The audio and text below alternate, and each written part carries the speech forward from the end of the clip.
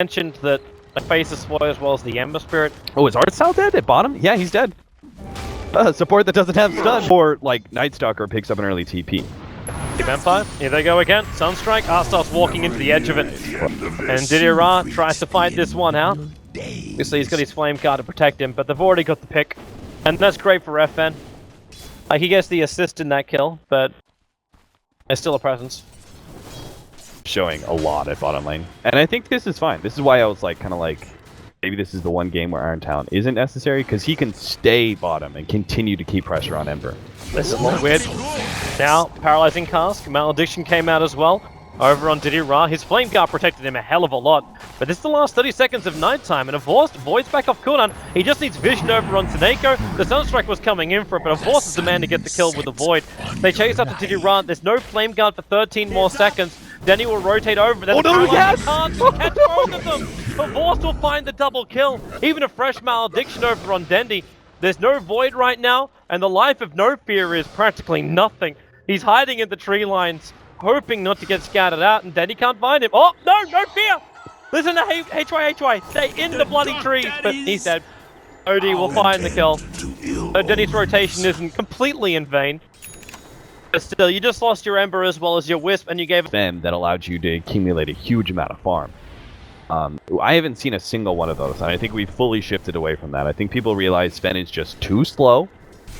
If you go any other kind of build, I mean, he's already a bit questionable if you go the Helmet Dominator build and his farm is contested in any way. Smoke break, Punic, runs up on Taneko. He's in a little bit of trouble right now. The Global Silence is going to be used now. They've only gotten one kill. This Global Silence won't last really that long. And Aloha Tense instantly pounces on the IO. No Fear, he goes for the ulti, but already Didier has spirited himself away. Denny comes in, but the Eclipse available, but there's no Intelligence Soul. He hasn't thrown out a single orb yet against Team Empire.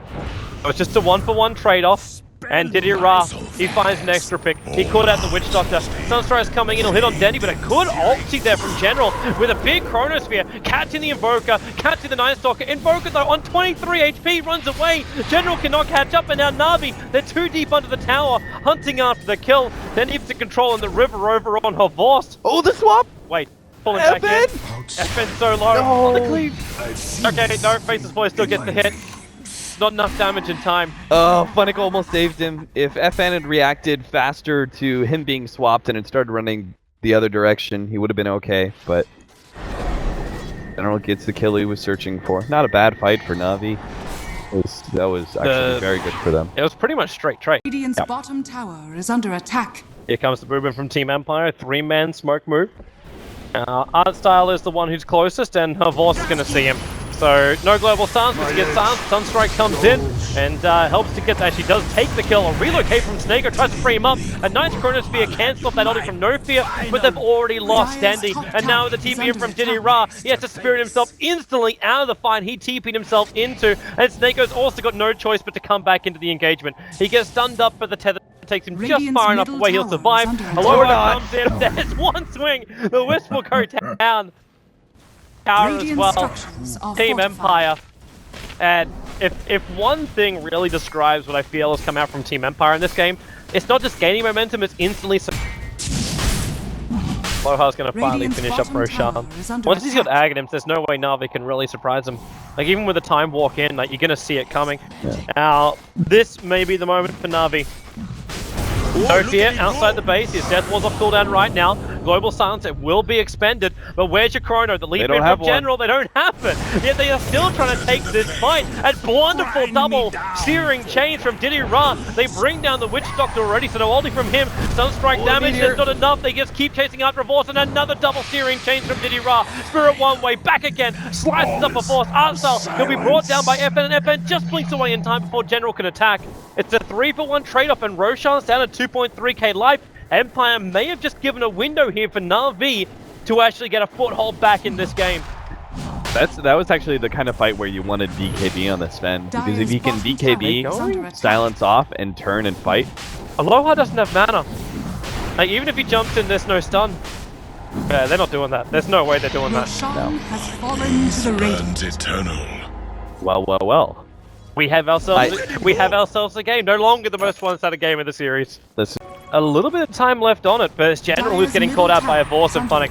Sunstrike's on the way in, a little bit too far away. Global Silence also going to go to work because there's no fear who gets called out, but General, the double Chrono will now connect. FN pushes him back, and Dandy, he got caught on the edge of the Chronosphere, and Aloha with the cleave actually takes a huge chunk off, well, one Dandy, but more of it off the IO. The swaps around as well. Arsal tries to keep fighting. Phonic is low. Dandy, that ulti is available. He's just using the Orbit tanks at the moment to get the kills, taking out the Invoker. They move over to a Vorce. Aloha dance now with that Ghost Ray trick, and holy crap! OD! Dandy just gets evaporated. A Vorce will also run out of here. Diddy Ra in 2 seconds, 1 second. He's got his chance, and he just goes for the Searing Chains onto a Vorce. They look for more damage. It's Arsal. Aloha will chase him down, and up a little bit further. Havor still on the run. Sleight of Fist. It bounces up, but it also went into the creep, which is not the play from Diddy Ra. He will really want to get out of here, one, which he'll successfully do, and two, buy up that Battle Fury now.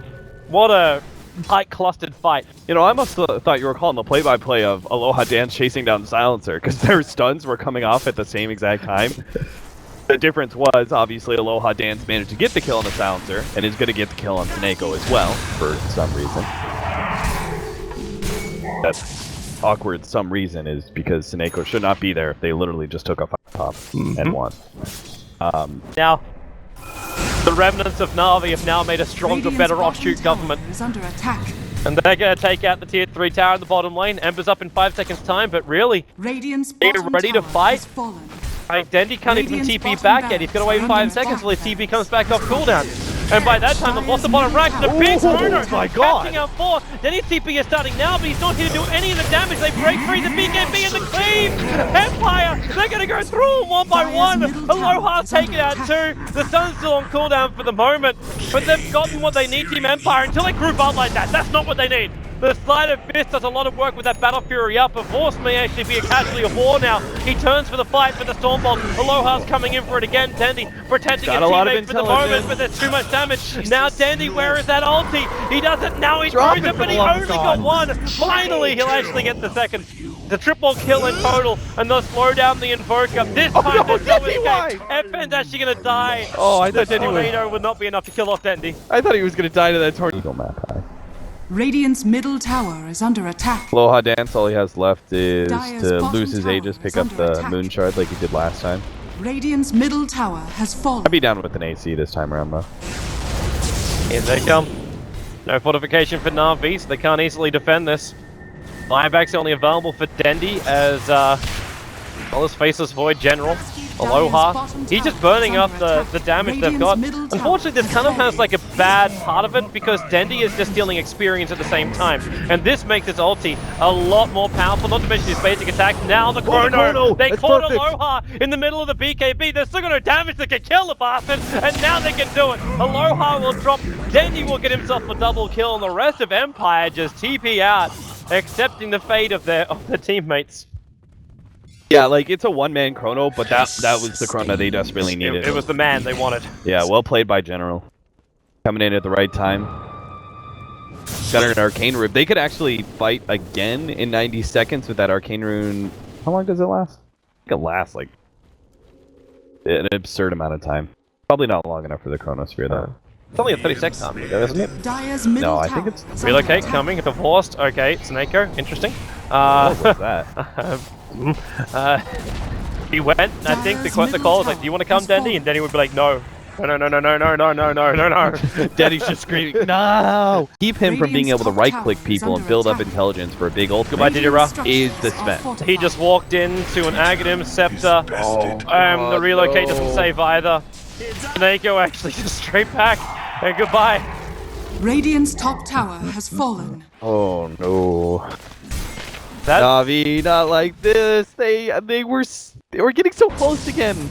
It's like game one over again, where it's like if they just play it out. General! He's stunned up. The Global Silence to give General a little bit of space. They've already doubly bought back. They need the Chronosphere. Aloha's on the front lines. FN's in pretty close as well, so General can jump forward. He gets both of them in the Chronosphere. The Sleight of Fist damage is there, but they need to kill off Aloha. Danny drops the ulti. Sven will go down. They'll chase up after FN. Diddy Russ right there behind him with Seneko. FN will die. And now it's Team Empire is trying to throw the washboard over the side of the ship. 4 heroes down for Team Empire. And, well, was it a bait? Was it just a bait? Was their death looked like game throwing a bait? The general getting caught? Put himself forward. Now, Havorst, okay, blinks away, breaks the smoke. General gets the chrono. Whoa, General's it's too only forward. on Havorst, and Diddy Ra, he ran him through the back lines here, but with the EMP burn, General's out of mana. Diddy Ra just gets completely blown up. He's down for 95 seconds. He's not using his buyback for the moment. We're splitting a fight. Denny is basically trapped in a corner. He'll trigger his BKB and TP out. There's no damage that will penetrate that.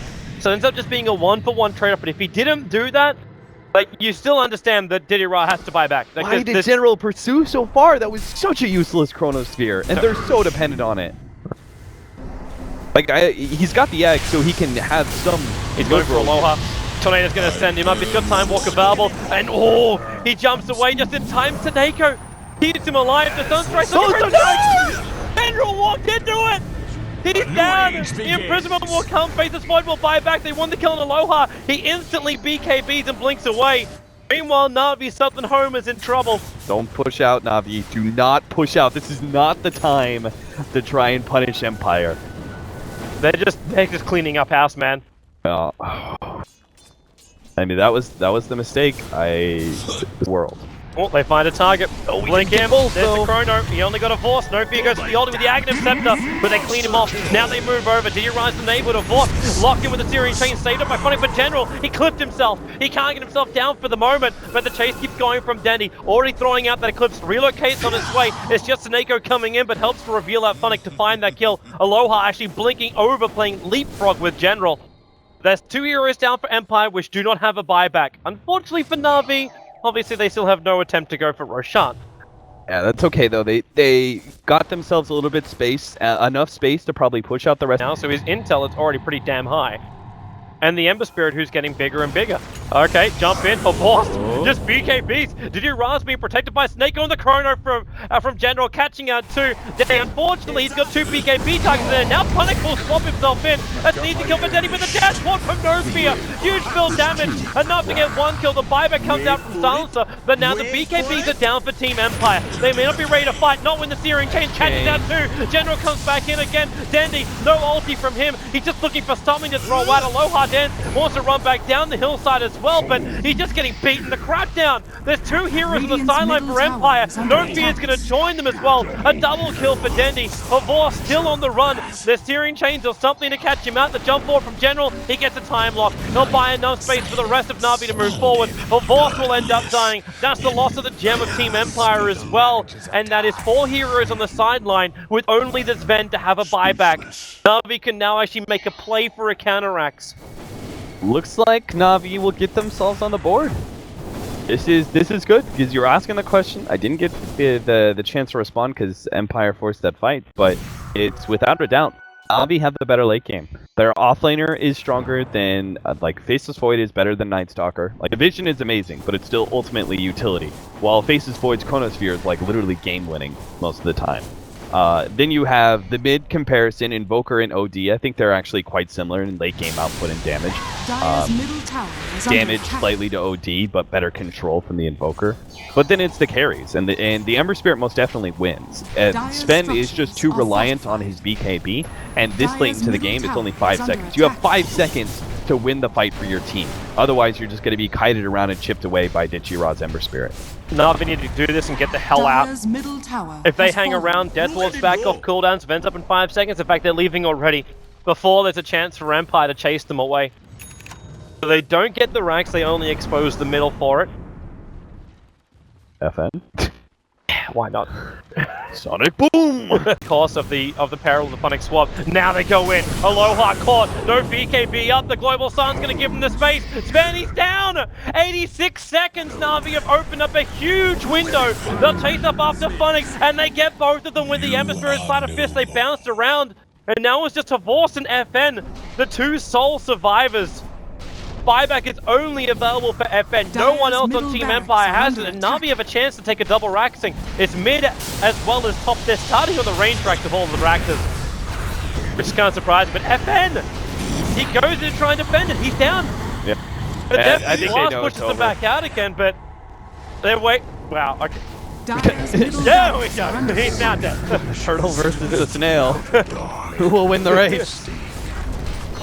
FN knows he has buyback, so he just kind of has to throw himself at the enemy. But unless he's able to do something dramatic here, they've kind of lost the game. All he could do is stall up the fight. Like, he's now going to go for another EMP tornado, but Dandy moves forward. Their sights available. FN very quick on the blink back. This is when you actually see the downside about no D. Like, he's shite at taking out buildings. No, both of them are. Hemisphere's not good either. But you see, they're trying to get the full lane of racks, and then it's going to get out.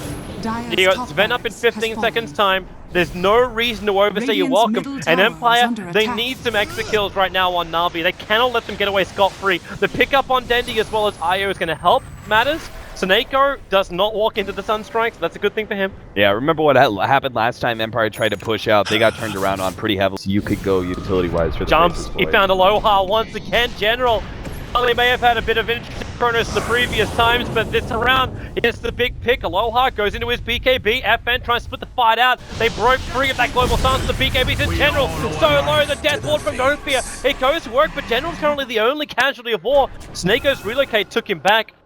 And General does have buyback. The Chrono is still on cooldown for another 36 seconds, though. The Wisp is sad. Drop your gem, dude!